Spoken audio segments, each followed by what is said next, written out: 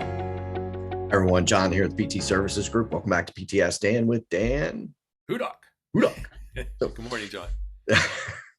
So what I want to talk about today, Dan, is personal development. And when I started in my career and in sales, I had a very good structure around this. There was a session every Wednesday. It kind of got you over the hump, helped you think about struggles and opportunities, but it kept coming at me in lots of ways in various different forms. And when it came to PT, and we're a stronger or a smaller organization, that had to come more in a grassroots kind of way. I had to figure out how I was going to incorporate that in, not just so I'm learning about product and service, but I'm growing as a person and a salesperson and a husband and all those kinds of things. So talk about that personal development side. And for those maybe not getting fulfillment that they want there, some approaches they could take.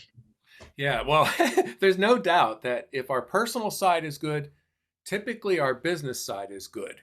Yeah. If our personal side is not so good, typically our business side is not so good. They are intertwined.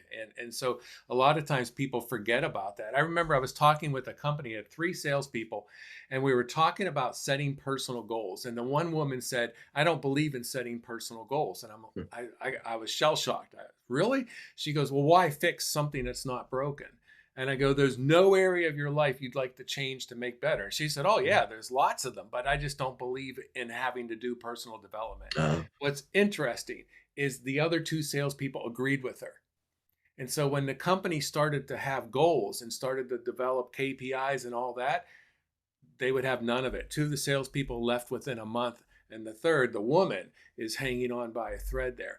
It is so tied together. There's a quote, John, that most of us have heard. It goes, "If you're not growing, you're dying." It's not always true, but for the most part it is. And I look at it like, think like a mountain climber. You know, when you're climbing, you're trying to get to some place. It's exhilarating. It's awesome, but it's tiring. And at some point you also have to rest. And that rest is okay as long as you're not there for 5 years. At that point, when you're resting, you have a choice either to go back down the mountain or keep climbing. And here's the thing, and any of us who are listening to this that have done this, if you constantly are working on yourself, improving yourself, making yourself better, it's amazing how that transcends right into business. Yep. Business becomes more enjoyable, more fun. You start thinking outside the box on certain things. On the other hand, if you're not doing anything to really improve yourself, then guess what? You're really not going to do anything to improve your business. What a mundane world you would live Yep. I think that says it all. in. It does. It does. It just describes the whole point of the conversation around, don't just think about your growth on that business side of products, services, a little better here, a little better there. How are you growing as an individual? We are Matters. meant to color our world, not live in a gray world. How There you about go. that one? Done. I think we end it there before it Take care. changes. Good one.